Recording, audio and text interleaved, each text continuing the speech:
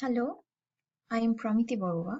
Today I am going to talk about broken authentication, also known as identification and authentication failures.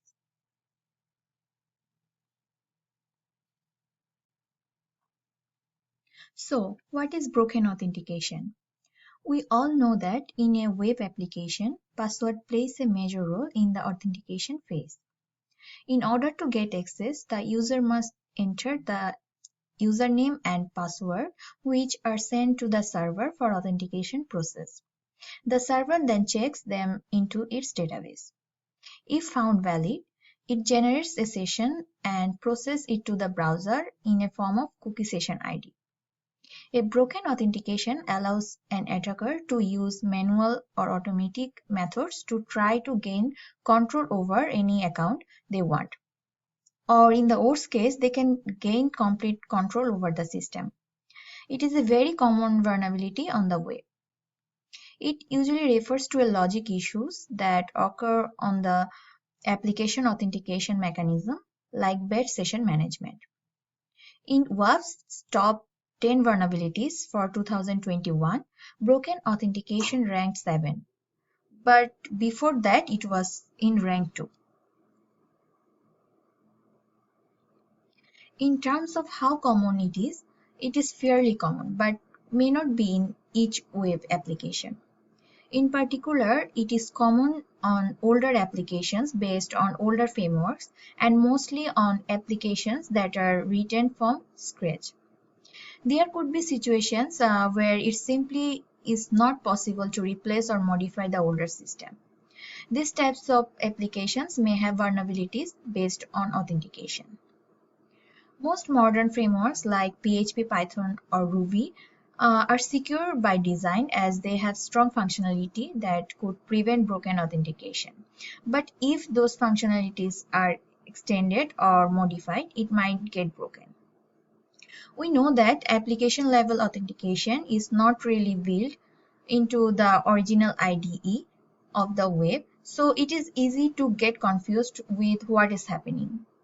Trying to understand the authentication cookies and trying to change them, update them, may lead to breaking something else. Other possible plays could be something that is not broken but is still vulnerable to a denial of service attack, where someone could try to find a password by trying several combinations. Let's talk about some of the assets that can be targeted by a broken authentication attack if the attacker gains access to it. Assets like user's personal account, identity, and location could be exposed and result in severe harm to the target. Anything from the cookie session tokens or IDs are as well as sensitive information that is retained by the web application can be exploited if the attacker gains access to the access by broken authentication. Now let's talk about how the attacker could exploit broken authentication.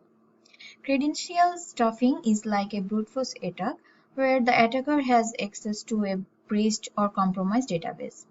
This involves trying various combinations of username and password combinations against the web application. This technique works when the user set the same password across different applications. Applications that are missing important validation checks during the authentication process could result in bypassing authentication. Default credentials are not a technical issue but a negligent approach from system administrators who don't take their time to change the admin/admin combination and abort. This turns into a full application or system compromise if exploited. In the password spraying technique, the attacker attempts to access a large number of user accounts with a bunch of frequently used passwords. The hijacking of an authentication session is an attack technique where the attacker takes control of the target user's session after obtaining, guessing, reverse engineering, or generating its session ID, resulting in a full identity spoof. Session fixation is a web application attack in which the attacker logs in with the session ID of a user who has logged off from the application, but whose action didn't get invalidated.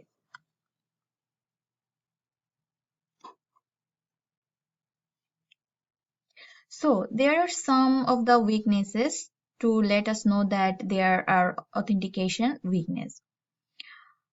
When automated attacks such as credential stuffing or brute force attacks are permitted, where the attacker has a list of valid username and passwords.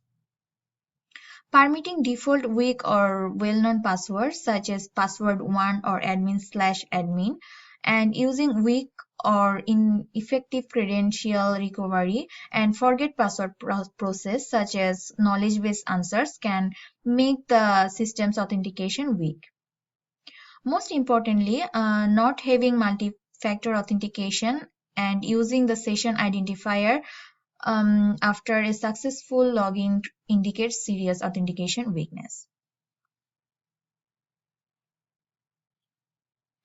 This figure is the exploration of a well-known authentication vulnerability through the password reset function. In this scenario, the attacker manages to fetch the password reset token of a normal user by carrying out a host header injection attack. First, the attacker requests a password reset mail on behalf of the user. The attacker gets the request and injects a host header with his malicious server address. Since the web application trusts the host header, the password reset link points to the attacker's server. So when the user clicks that link, the password reset token will be obtained by the attacker. There are numerous ways to test broken authentication vulnerability. One way could be mass assignments or mass injection. Let that an application has two privileges as user and admin to log in. Suppose there is an HTML form for editing a user's account information. If a normal user sends this request to authenticate, the application authenticates the user with the user privileges. To discover and exploit the vulnerability, a malicious user needs to manipulate the request above here. And therefore, the user intercept and change the request by a proxy tool to perform the attack. The application authenticates the user with admin privileges, and this causes mass assignment vulnerability in the web application.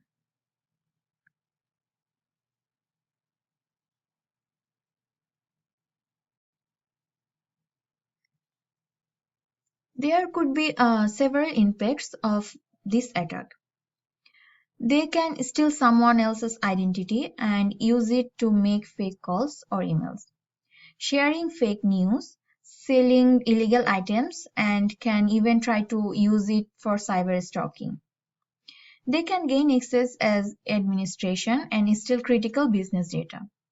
They can also create malicious software programs to disrupt the network.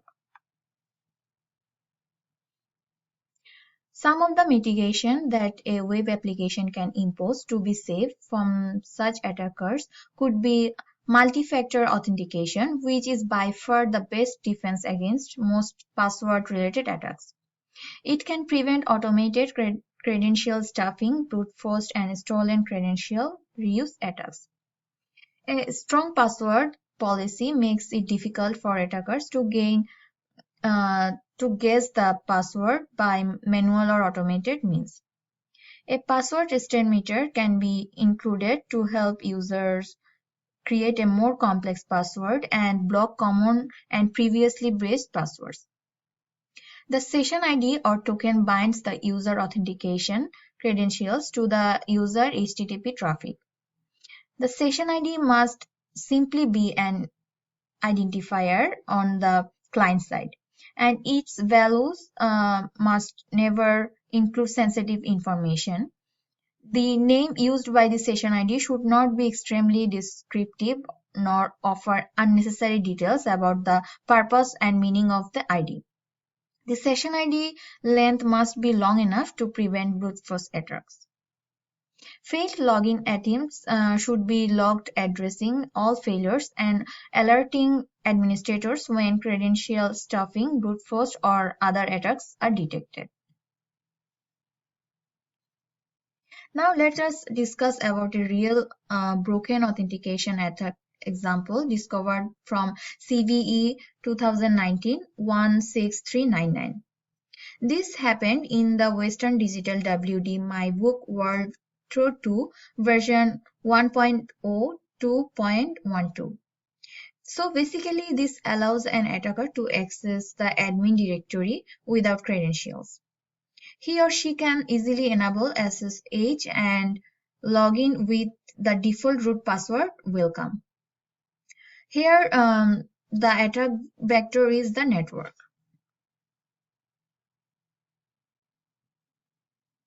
There are several impacts. Considerable amount of information disclosure is possible.